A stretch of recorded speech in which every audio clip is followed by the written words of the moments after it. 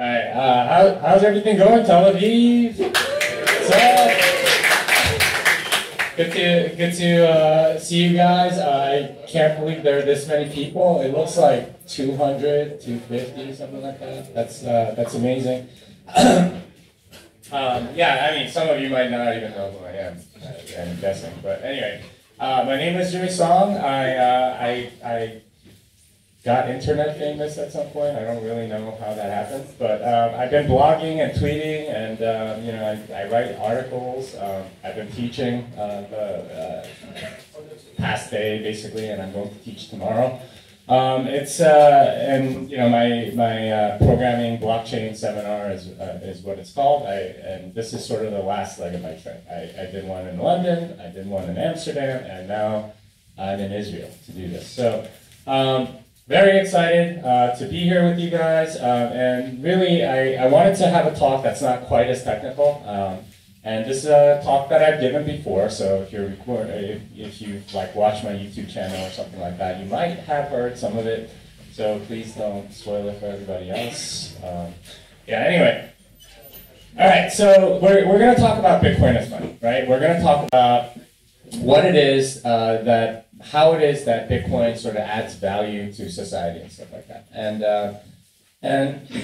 you know, to sort of help clarify how Bitcoin sort of affects things. We're going to go through a few things.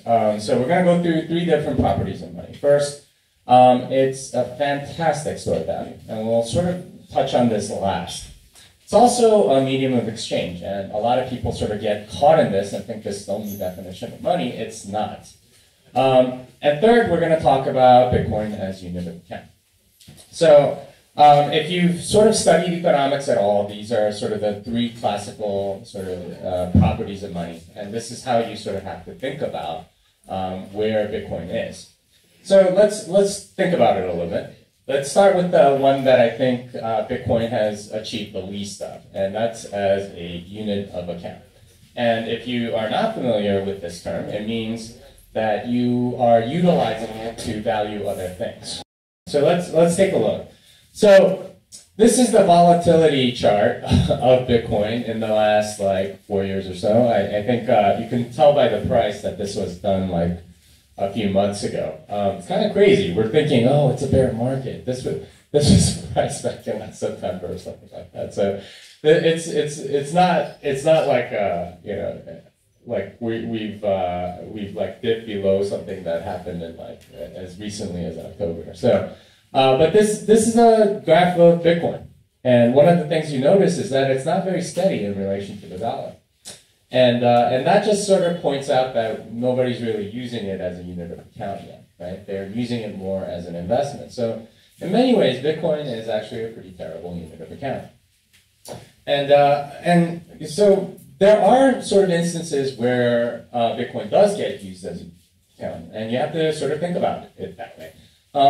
But you know, like this is sort of like the last stage of monetary evolution. Usually, it's a store of value, a medium of exchange before it becomes a unit of account. So you have to think about, okay, where is it actually used as a unit of account? And really, there are 2 places. Anyone know what these are?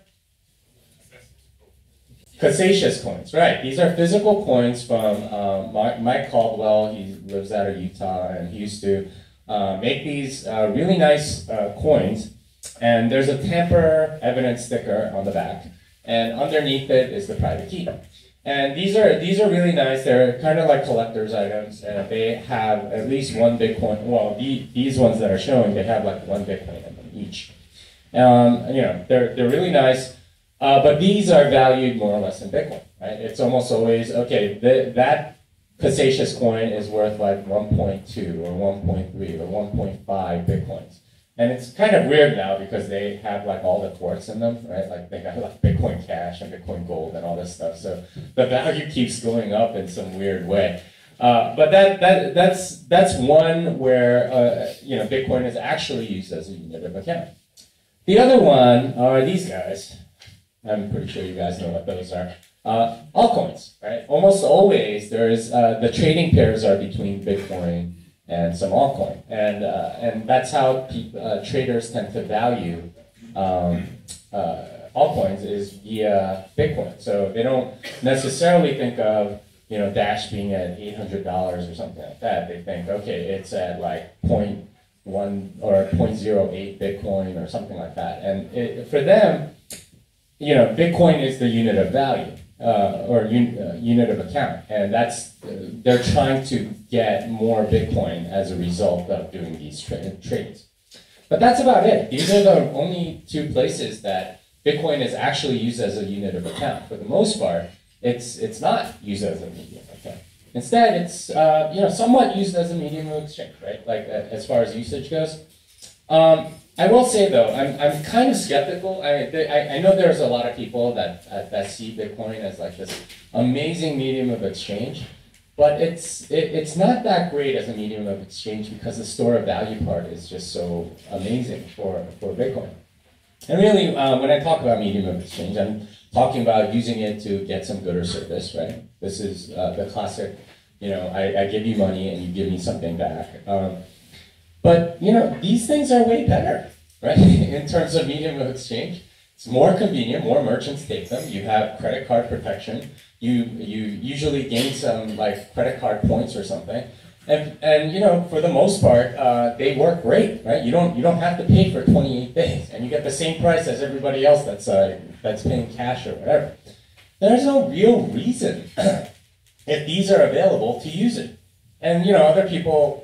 I used to think, okay, well, I want to reward the merchants that are now taking Bitcoin, but that's kind of a flawed mentality, right? Because I can pay them with a credit card, and in many ways that's better because I don't have to pay for another 30 days, and I'm getting points and all these other benefits as a result of utilizing credit cards.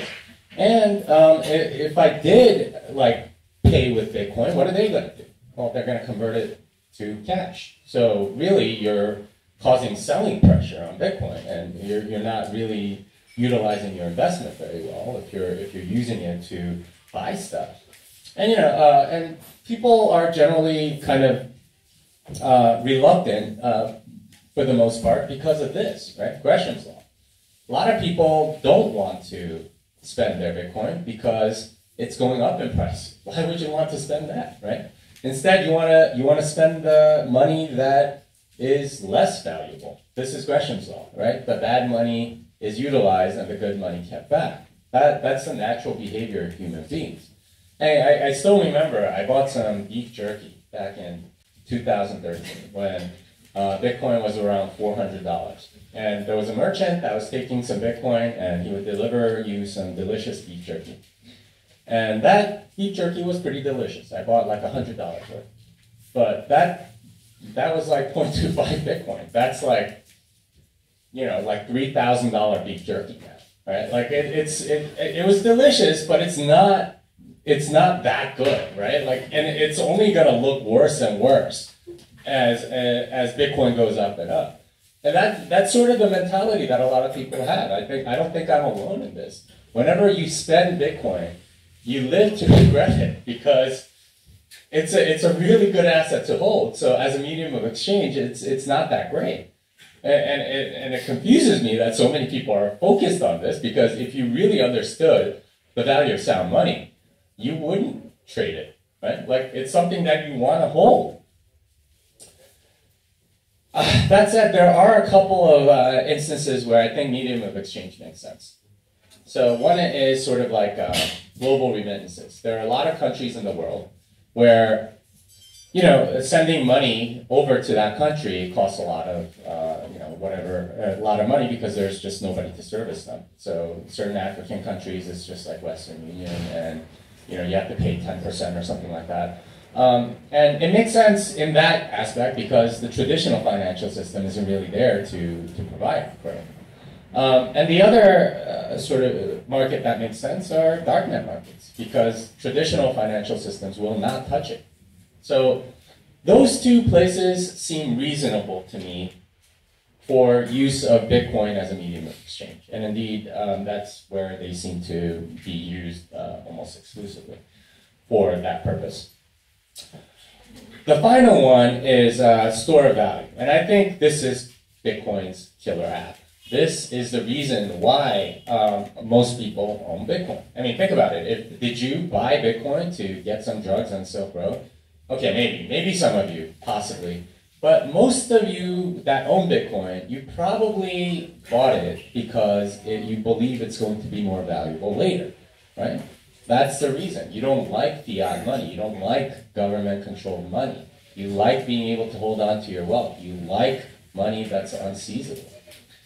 And in that way, that to me is the reason why so many people are excited about it. And this is why it's sort of the killer feature.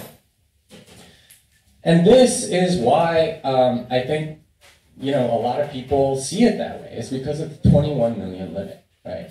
Like a lot of people value it because there's a fixed amount. And scarcity is one of those things that's always kind of underrated. I mean, you can, other than like, one-off paintings or pieces of art or something like that, pretty much everything is replicable with human effort. With Bitcoin, it's controlled by computer code. So there's a digital scarcity that's enforced. Even with something like gold, you have the ability to maybe manufacture it at some point using some sort of nuclear physics. Or you can go mine an asteroid or something like that. But with Bitcoin, it's controlled by computer code. And that gives it a scarcity that's incredible, right? Like, because you have a fixed supply, you have increasing demand. What happens to price? What happens to price? And this is the logic that everyone goes through when they discover Bitcoin. It's, okay, well, there's a 21 million limit. This might become something big. Even if it doesn't, I better get in just in case it does, right? That's the logic that a lot of people go through. And they're absolutely right. If this becomes a big thing, you definitely do not want to be the last one in, right? You want to be one of the first people in. And you want to make sure that you help it, because there are so many other ancillary benefits to store of value. So I mentioned gold before, and one of the reasons why gold has been such a good store of value over the centuries is that, interestingly enough, there's this very small inflation rate of gold. And the price of gold has always sort of been such that there's only like 2% inflation in gold every year. And throughout history, I don't think it's pretty much stayed between like 2 and 5%, 1 and 5%. And sometimes like they'll lose a bunch in like a shipwreck or something like that. So, it'll go away, it'll go down. But for the most part, gold has had this interesting steadiness about it for thousands of years. And that's what's made gold the standard, right? You could make aluminum like a store of value. And it has a lot of the same properties, like it's durable and things like that. But you can actually mine a lot of it. And if we made aluminum money, then they would just mine the hell out of aluminum, and the world supply would increase 50% in a year. So it has this inflation property, it has this scarcity property that people generally underestimate. But that's what we had with Bitcoin. That's why Bitcoin is so powerful. There's a scarcity about it. And the other thing that I want to point out is real estate. This tends to be a really good store of value. Why? Because there's a fixed amount of land and the world population is increasing. They're not making any more land, right? I mean, I guess if we like start planting on Mars or something like that, it's possible. But for the most part, they don't make any more. But Bitcoin is superior because it's got, it's a lot more liquid. It's a lot more fungible. In many ways, it's a lot more durable. So in many ways, it has the best characteristics of real estate as a store of value. And it continues to do so because of the innovations that are coming in with it. Anyway, this is my message to you: is that keep holding, right? Because this is the killer use case for Bitcoin. Is that it has as its the best property about Bitcoin is its store of value. And people sort of underestimate the importance of a store of value. That's common.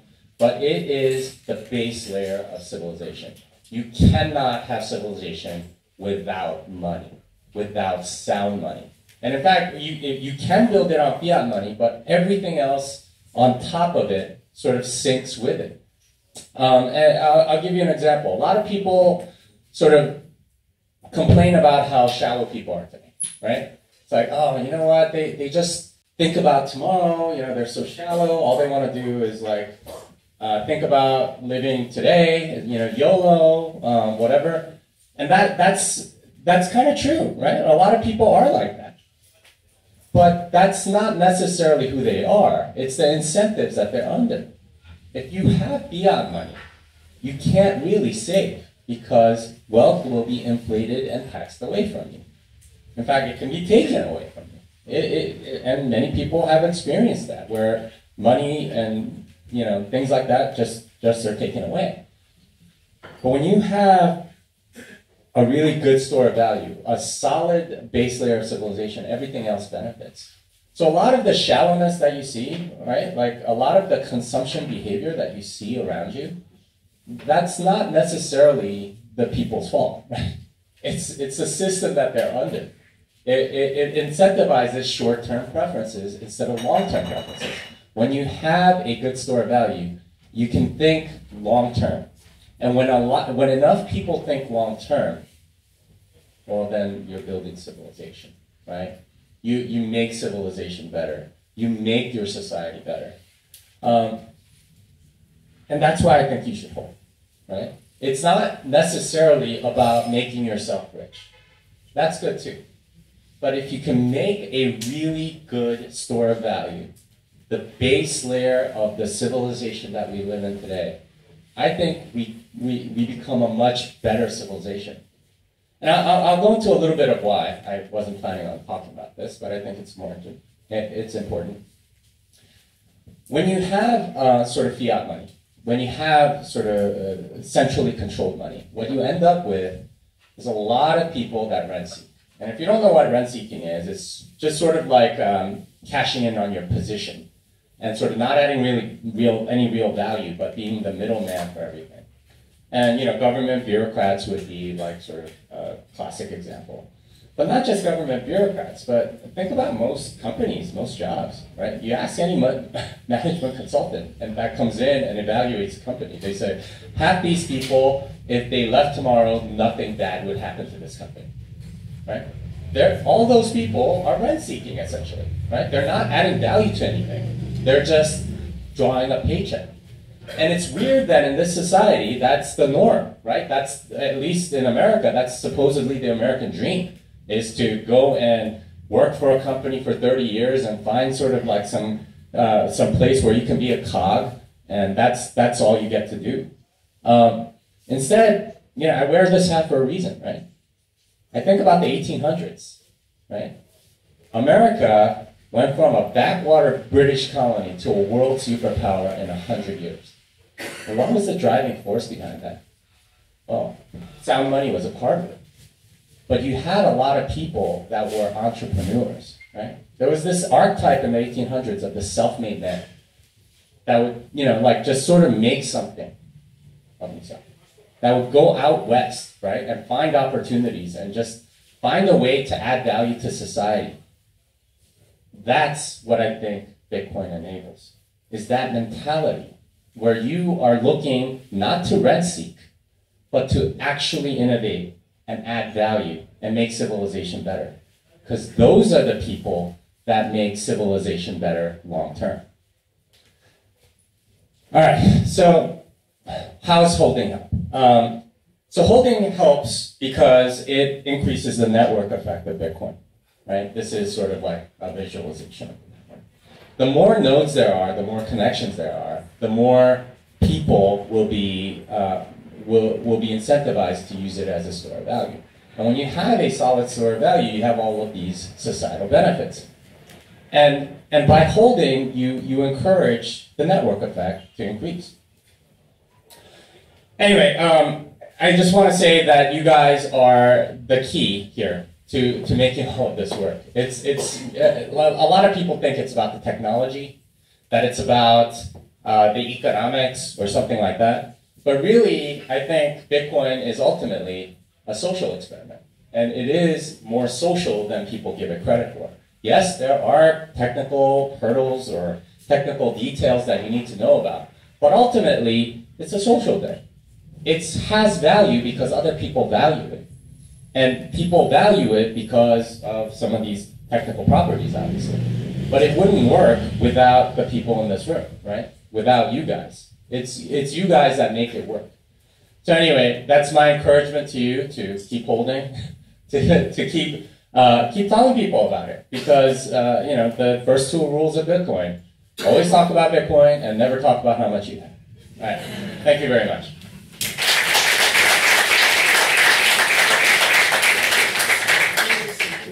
Yeah. Hi. So we have some time for Q&A, but before the Q&A, I want the people who sponsored this event, Roy Sar from Mangrove. Thank you, Jimmy. That was a great one. And I think that you kept the audience really concentrate on your presentation until you said that we are all in here not in order to get rich and to make money. At that point, you lost all your Israeli audience. But up to that point, you're great. So, my name is Roy Sar. To those of you who are not familiar with me, I moved to people with your permission. Roy Sar ממנגרוב, מנגרוב קפיטל פרטנרס, אנחנו VC, ומעבר לזה שאנחנו VC, אנחנו גם אוהדים גדולים של תחום הבלוקצ'יין ומשקיעים בתחום. אז אלו מכם שיש להם מיזמים בתחום, ובניגוד, unlike Jimmy, do want to get rich, please approach us. We'll be more than happy to hear about your program. The other part is about education, and we also support the education around the space. I think that we as Israelis need to get that one step further and not to have just a handful of geeks developing and doing projects within the space. We believe that the industry can accommodate many more. And there are a lot of very interesting projects right now happening in Israel. We are very thrilled with that. We are very thrilled to have people like Jimmy visiting us and giving us a little bit of your experience. And the one thing is, again, good luck in being a VC. It's a challenge. It's good that you have the right look to be a good American VC, and good luck with that one. Thank you. Thank you. Hi, thank you for your presentation. I have the first question. It's related with privacy and Bitcoin. Bitcoin has money. I think there is a little bit problem regarding the privacy. I know your balance, I know your transaction. What is your position about this problem? Thank you. Yeah, sure. So privacy is definitely very important, and you need to have good privacy in order to increase security. So I always say this, like, if you don't care about your privacy, you're not really caring about your security. It's the first thing that bad guys do when they find out how much money you have is to go after you. So in general, like, lack of privacy is a security risk, and security is one of the big values of being a store of value, is you want to be able to secure it and have it be sort of unseizable by bad guys, including, you know, what may be your government. I would say that privacy upgrades are coming. I think Nimble on sidechain would definitely enhance that. A lot of the sort of cut-throughs and privacy sort of features that are on there are sort of unlike anything I've seen before. I think the 2 other ones that people sort of talk about all the time are Monero and Zcash. They have interesting privacy properties, both of them. But for various reasons, Monero being the increasing UTXO size and Zcash having the really expensive signing process in terms of CPU power, I don't think are really practical for Bitcoin. But I mean, who knows? I mean, if they do become more practical and they come up with like some ZK Starks or something that works on a sidechain, you know, that can happen. But the nice thing about this is that if the market demands it, somebody's going to innovate. And this one of the beautiful things about Bitcoin is that the incentives are very much aligned, so that if you can provide something to the market that the market values, well, you'll first of all make a lot of money, and you'll also make everybody a lot happier and more secure and everything else.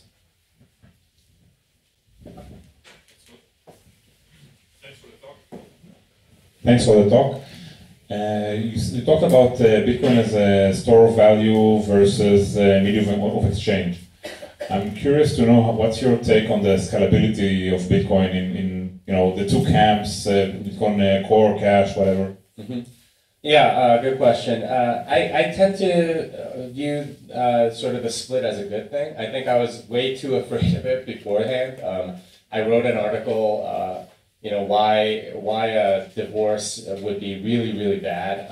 I think I was wrong, and I freely admit that. The divorce between the two camps, I think, actually ended up really good because both sides got what they wanted. I mean, there's still some bickering, but I think that's more noise than anything else. As far as scalability, I don't think on-chain scalability is necessarily like the holy grail. In fact, I think that's more or less the laziest way you can scale something because and this is my opinion on why the New York Agreement was signed by so many businesses, is that as far as a business goes, they want to do the least amount of work to get the scale that they want. If you know anything about the Bitcoin space, like the businesses take up like 80-90% of the blockchain, every block. They're the ones that are filling up the blocks. So they wanted extra block space at the expense of the public. Does that sound familiar? Right? Right? This is what happens when government and industry get together, is that they try to push the costs onto the public. And that's kind of what they tried to do with the New York Agreement. But the interesting thing about the New York Agreement and the shocking thing was that the holders fought back, right? The public fought back and said, hey, you know what? You can't do that, right? I know it's convenient for you guys, but it doesn't work for us, right? You're causing everybody else to pay the costs of your convenience, and it doesn't work that way. This is not, normal government plus industry. So there are other solutions I think that are much more scalable and make a lot more sense, but are harder for the industry to handle, right? SegWit being the most basic, and even that seems to be very, very hard for a lot of businesses. But second layer solutions like Lightning and sidechains and things like that. There's lots of things that these businesses can do to sort of make it a lot faster and a lot cheaper, but they just don't want to implement it because they don't want to pay for it, right? Like that's a lot more capital investment they have to make instead of sort of enforcing the entire industry or forcing the entire industry to upgrade. For them, from business's perspective, it's a lot easier if the public sort of bends to their will and does whatever they say, but it's not a long-term scalable solution. They're more concerned about what the next quarter looks like instead of the next 20 years. Most holders are much more concerned with the next 20 years than the next 6 months. So I think scaling solutions will happen, and I hope that the market sort of decides that instead of any particular company, and that seems to be happening. Lightning is just one of many possible scaling possibilities. So I'm hoping that this will happen. All right, who's got the next one? All right. Hi. First of all, thank you for the presentation. As you mentioned, I'm not incentivized to spend my Bitcoin on anything because it goes up in value. But so everyone else. And how this store of value can be sustained if nobody's spending their Bitcoin on anything, and the transactions don't really happen there is no exchange of goods. Well, all right. So I'm sure the real estate here has been going up in the last few years. Is that right? Yeah. All right. So I'm guessing that the price. This same question about real estate. Yeah. So I'm sure it was much less pricey 10 years ago than it is now, right? But are homes still sold? Yeah, right? There's plenty of homes in the market. Right? There are always people that need to liquidate and do something with the money, whether they just sort of need it in an emergency, or they want to invest in something else, or they're moving, or whatever. Just because an asset is going up doesn't mean that everyone has the same motivations.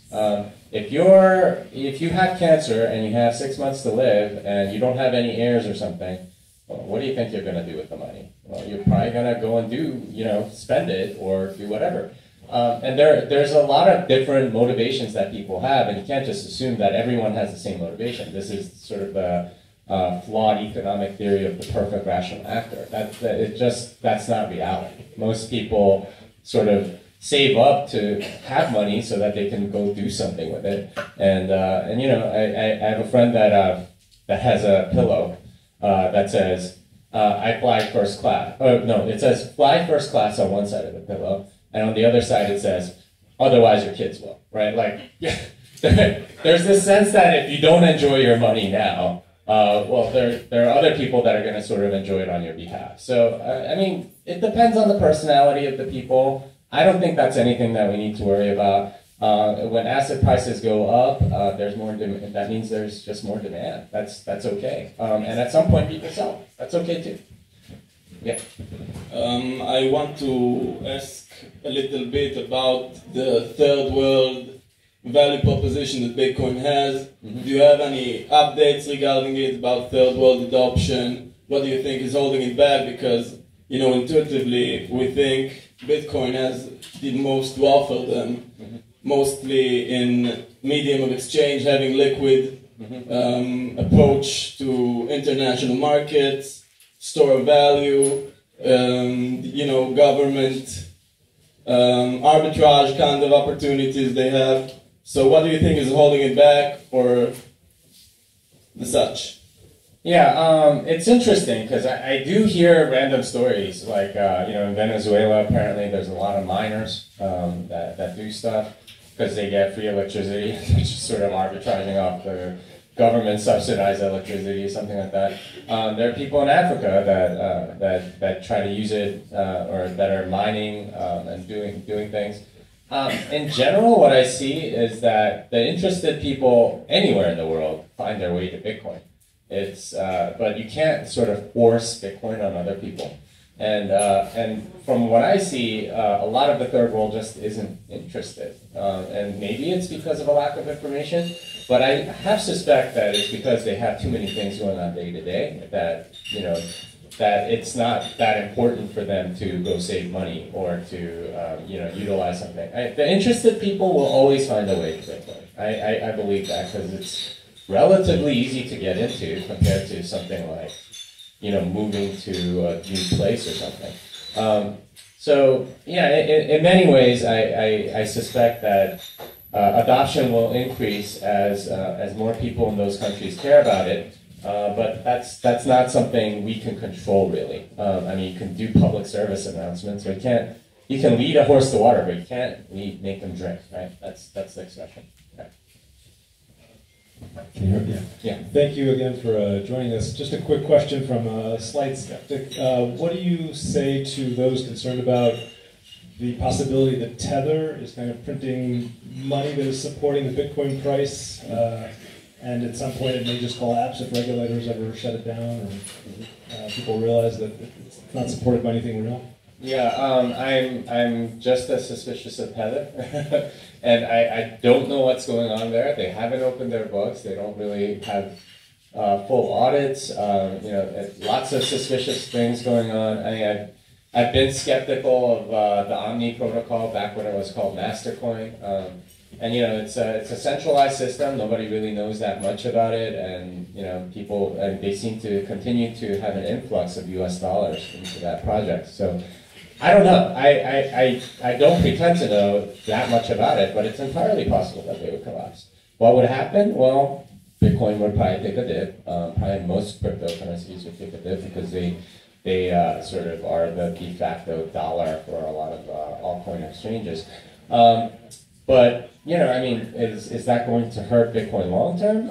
I don't think so. I tend to think that that's sort of a one-off thing that sort of shows the dangers of centralization, and not necessarily, you know, why Bitcoin is bad or anything. So to me, it's okay. In the end, if it does collapse, then I think we'll learn a really valuable lesson. And if it doesn't, then I really hope that they actually have the money in the bank. Yeah. Yeah, you can hear me? Yes. First of all, thanks again for coming to Israel generally, and thanks for the amazing work you're doing since day one on off-chain, which is a great pleasure. And I wanted to ask your take about a few things. First of all, I agree with everything you say, but I'm wondering what's your take on the future of the community of Bitcoin specifically, comparing to other projects in the space who have strong communities and that are pushing the product and have their goals long-term set, not like Bitcoin's community, or maybe am I missing something, or maybe what's your more inside take on what's the plans of the community of Bitcoin specifically, and how is it going to compete with all the various scalability, privacy, and adoption, corporate or private, in the future? Okay. Yeah, good question. Your question reminds me of like in the 80s when communism was a thing, or maybe in the 50s or something like that. People saying, well, how are we going to compete with these other countries that have 5-year plans, right, on doing X, Y, or Z? I see that as actually a big weakness. If you have a long-term plan for your coin, that means your coin is centralized, okay? People get into Bitcoin because it's decentralized. I see long-term plans as evidence of centralization. I don't see that as a good thing at all. If you have a roadmap as a development team, that means you control it, right? Well, Bitcoin doesn't have a roadmap because nobody controls it. It's just sort of based on consensus. If enough people are interested, they'll try to make something, and if they get consensus, then it gets merged in. But if you're a centralized entity that's saying, okay, our next 3-year plan will, effectively make X, Y, and Z. That's a centralized system. It's not listening to markets. I don't see that as a strength. I see that as a major, major weakness. And in fact, most of them, end up hard forking changes in. That to me is even more evidence of centralization. If you can hard fork and force everybody to upgrade, isn't that kind of like centralized government saying you have to do this? We're going to collect all your gold from you. Like, who's to say they're going to stay good forever? I mean, as it is, it seems like it's pretty evil. Like sort of forcing a roadmap down everybody's throat. To me, that's not at all a good thing. I was wondering what's the best advice you can give for somebody who wants to be a blockchain programmer, whether or not they have previous programming experience. Great question. I would say, first of all, we need a lot of blockchain programmers. In fact, we're in a lack, and that's why I do my seminars. But first thing is learn how to program, right? That's pretty basic advice. There's tons of really good tutorials on the web and things like that. So you can learn. I think Naval Ravikant says this all the time. The rare thing isn't information. It used to be limited by information. The rare thing is people that are curious enough to go and learn. So if you are curious enough, seek out a good boot camp or something. There's tons of ways in which you can learn programming in 6 weeks or something. And then, start reading the white paper, maybe take my seminar, read Mastering Bitcoin. There's a ton of other resources. And it really should be, more about your learning style than a particular path. And if you're a visual learner, you might want to do one thing. If you're sort of an audio learner, you might want to do something else. But it's really more, about you and how you learn than necessarily a particular path that you have to follow. Yeah.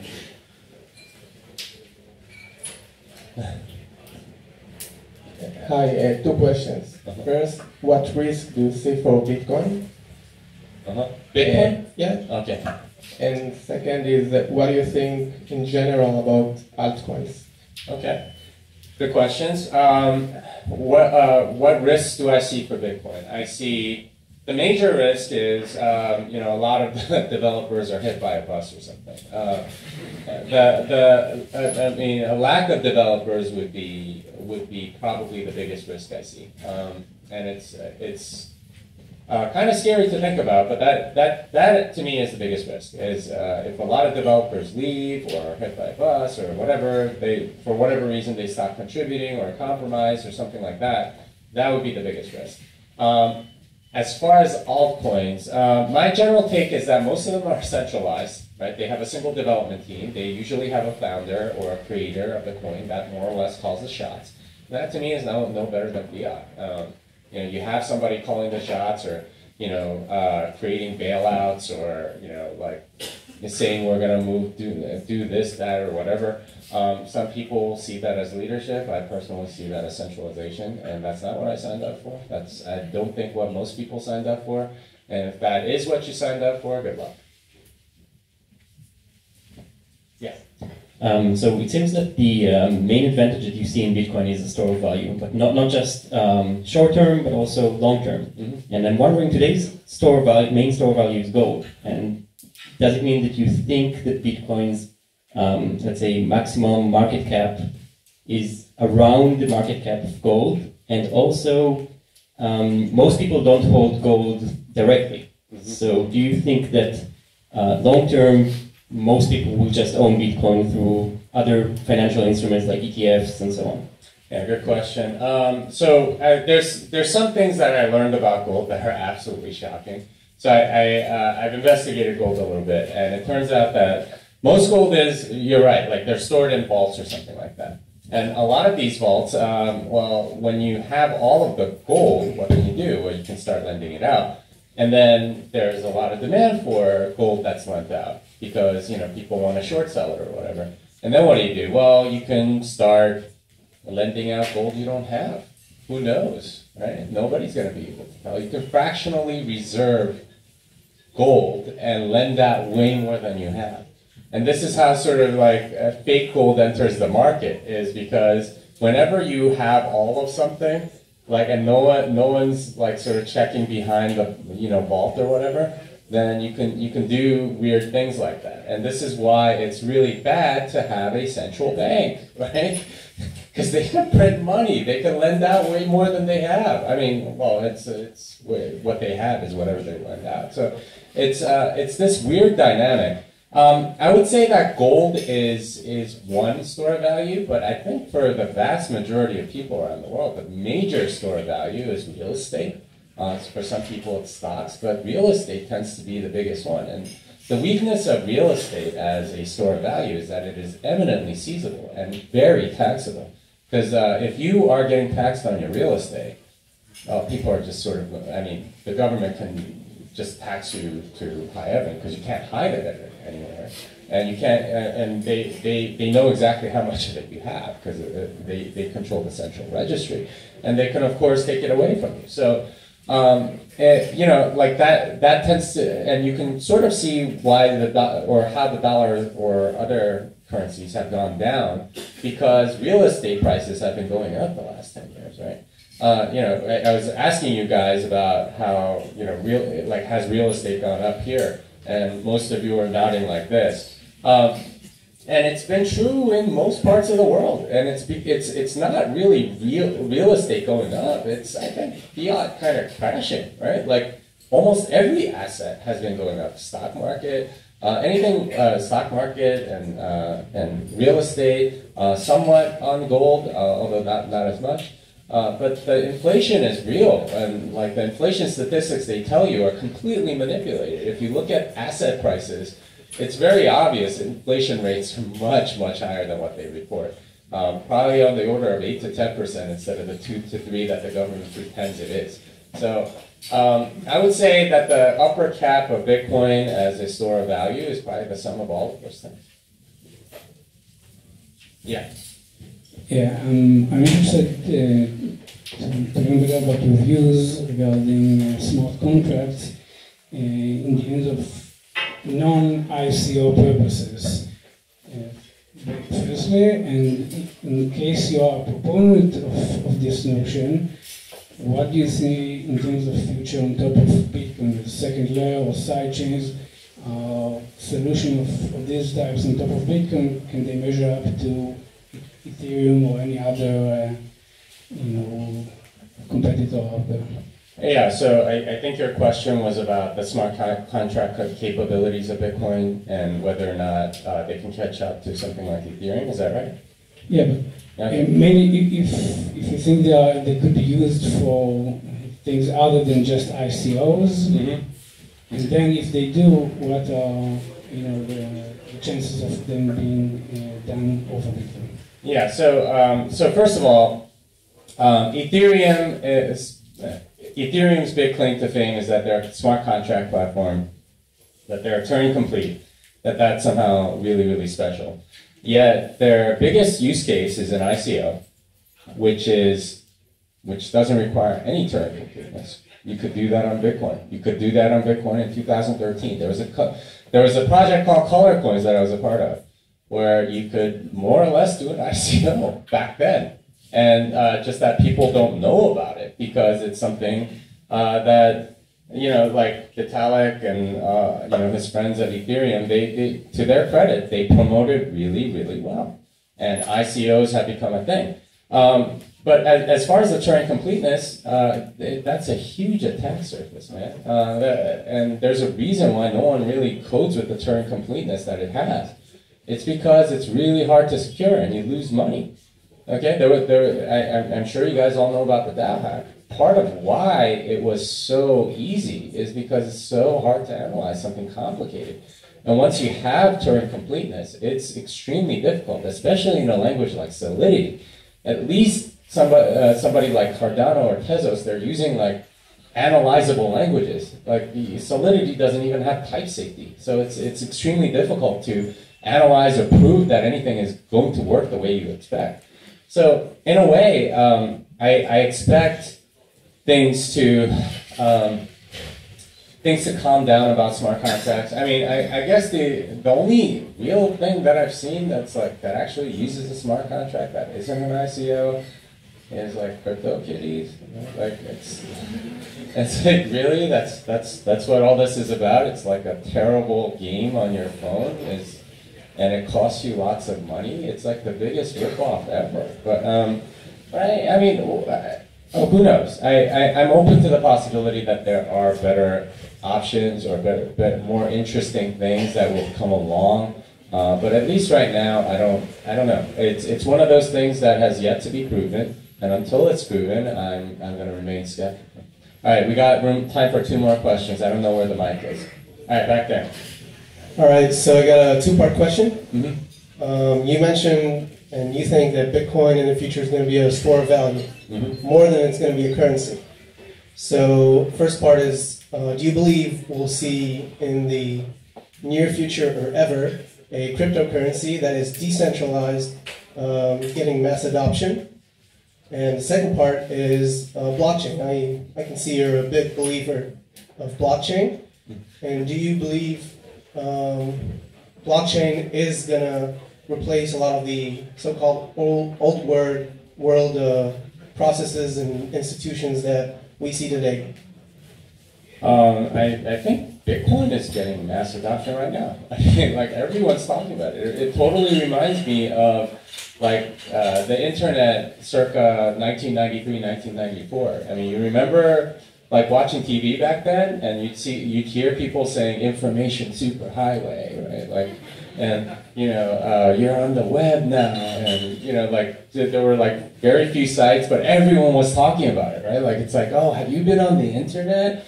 And that's what it feels like to me. It feels like at 93, 94 when everyone's talking about it, but not actually many people are on it, and a lot of people are skeptical, saying, why would I use that, right? Like. There's no reason for me to use the internet. I'm fine like writing memos to people. Why do I need to use the internet?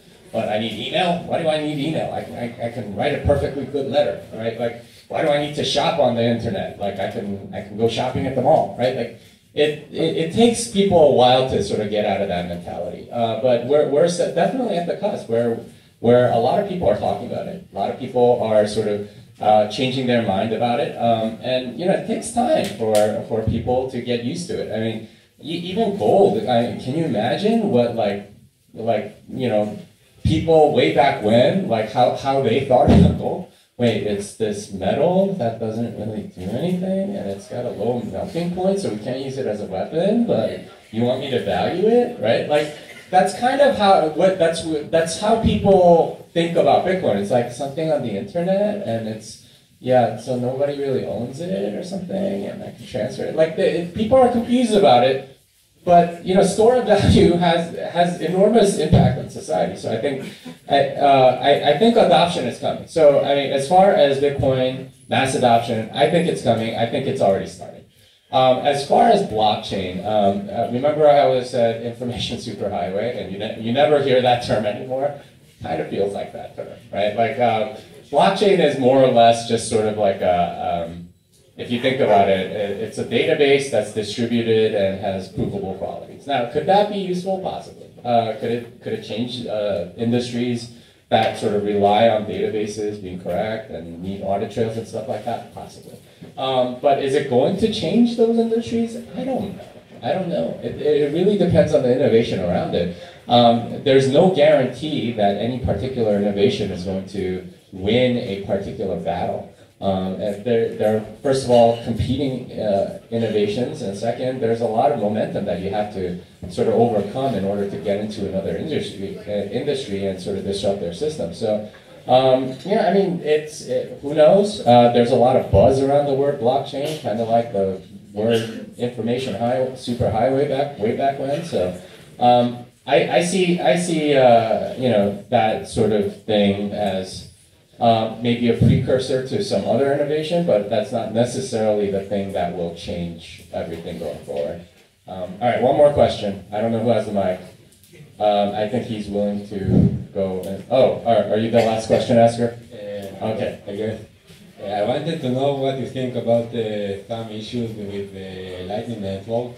The first one is the issue with opening and closing channels that I guess especially for people from third world countries, it's going to be very expensive and it's a big barrier.